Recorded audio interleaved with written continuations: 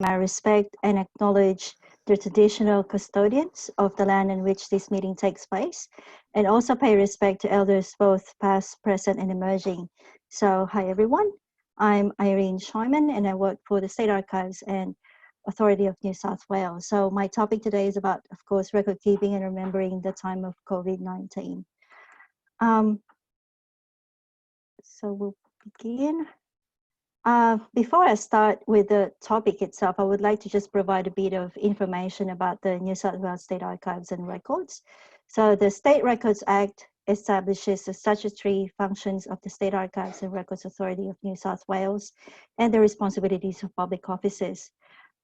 State Archives and Records Authority of New South Wales, public officers include the New South Wales Houses of Parliament, courts and tribunals, New South Wales government agencies, state-owned corporations, local government bodies, state-operated universities, and the public health system, and the ministers' offices.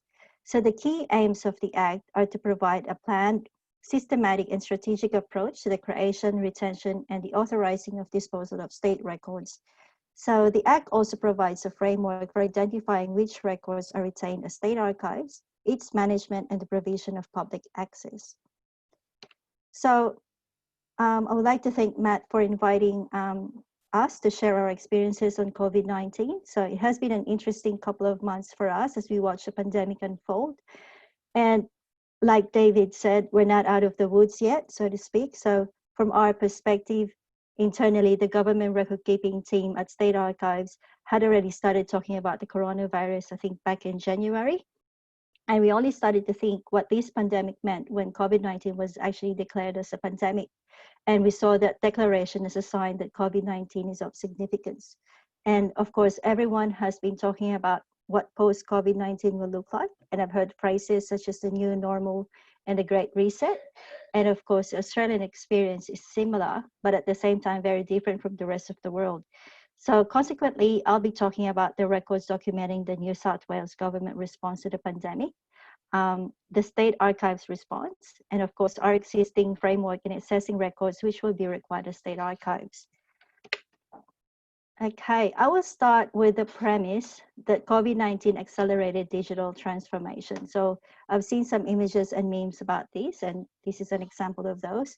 And of course, Wikipedia defines digital transformation as relating to changes associated with the application of digital technology in all aspects of human society. So I think the key thing to take away is that COVID-19 facilitated the adoption of digital technologies designed to transform the way we work and the manner of work, and also the way government provides services to its constituents. Okay, so I think pre-COVID-19, records management is really all about managing and surviving the status quo. So you've got your paper, digital, or hybrid records. And a lot of agencies were either on the verge of implementing Microsoft 365 and other cloud-based applications, or have already implemented them. So all the technologies to transform how we work are already available, and it's just a matter of using them. And then the uptake of these systems and flexible working ideas haven't been fully realized until COVID-19. So basically, when the public health order relating to COVID-19 restrictions was released in New South Wales around mid-March, it directed employers to allow employees to work at the person's place of residence if it's reasonably practicable to do so. So it meant that organizations should enable its staff to work remotely and flexibly. And we saw a surge on buying personal devices, monitors, laptops, and other storage devices. And I do want to take note of the use of the iconic flatten the curve graphs and charts, because it actually illustrated the power of visualizing data in communicating information, and in this case, vital information to encourage people everywhere to help contain the spread. And we've also started receiving inquiries about digitization, how to configure Microsoft Teams and SharePoint, and also about stuff regarding online meetings like these. So which one should we keep? So transcriptions versus recording versus meeting notes. So, and then I think the main question that's being asked within agencies were usually about, can it be done virtually? And then, of course, to complete the transformation, we're already hearing, like I said before, the phrase, the Great Reset. And of course, with the new normal, we're seeing agencies think virtual first. And as demonstrated by the flatten the curve graphs, we're seeing adoption of data-driven storytelling. And I take David's point of view regarding about, having the narrative, but really it should be about data-driven as well too. And of course, we're also seeing about the ethics of using data is more mainstream these days. It's been talked about more these days. And we're also seeing more agencies being more aware of cybersecurity. And at the moment, processes and practices and business rules are being rewritten to operationalize the new normal. So these are just some of the changes that we are seeing during this time of the pandemic. And I think it's just the tip of the iceberg. So what is actually our response, or the State Archives response? So roughly, these are the three things we started doing in this space. So we started looking at reinforcing good record keeping practices to make sure that the records of these, are still being created and documented and managed.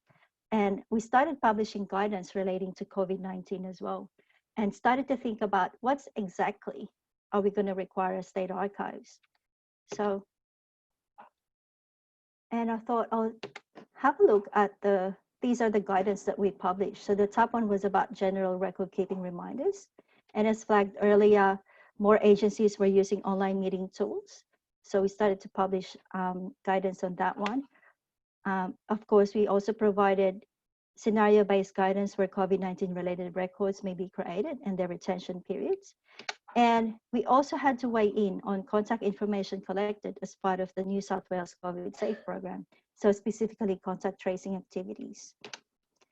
And I think from an archivist point of view, at what point did we start to pay attention? I think that's when the word pandemic started coming up. And that's basically on the 11th of March, 2020, when the World Health Organization declared the outbreak of COVID-19 virus as a pandemic. And of course, we've been hearing about the fact that this is a once in a century event. And of course, this pandemic is part of the world's memory of history's gravest health emergency. So I think how the world is responding and how citizens are living and coping will be part of history's books. And memory institutions such as UNESCO and International Council of Archives, IFLA, and others, they've been releasing statements regarding the necessity of creating, collecting, and preserving records of these extraordinary times. So preservation of these records will help future generations and understand the COVID-19 and its current and future impacts. And hopefully future generations will learn from this pandemic. And moreover, documenting responses will help governments remain accountable in their decision-making and actions taken. So at State Archives, we know that we will be requiring records documenting the New South Wales government response to COVID-19. So usually it will be the typical whole of government response or the state level response. But we also started looking at what other records should we require as State Archives. And of course, to answer this question, I thought, put my systems thinking hat on and started looking at, what happened in the past. Hence, we looked at the Spanish flu records, what's happening now. And so we looked at the New South Wales government websites. And for the future, what we will be requiring as State Archives using the retention and disposal authorities. So for those of you who are not familiar with retention and disposal authorities, these are documents which list records created according to the functions or activities they document and how long these records will be retained or kept for. This also includes records required as State Archives.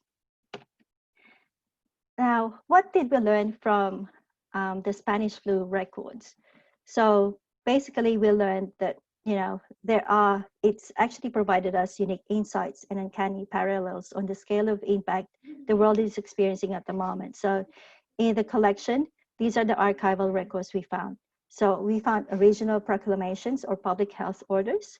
So proclamations such as border closures, closures of theaters, picture shows, etc., travel restrictions, basically much as what's happening at the current moment. So, and then of course, we also saw emergency response coordination, compensation claims, records relating to provision of relief and support through depots, including medical assistance for people confined to their homes, We also saw some reports tabled to the Parliament, how the New South Wales government had responded at those times, including observations made and reported by the local health districts.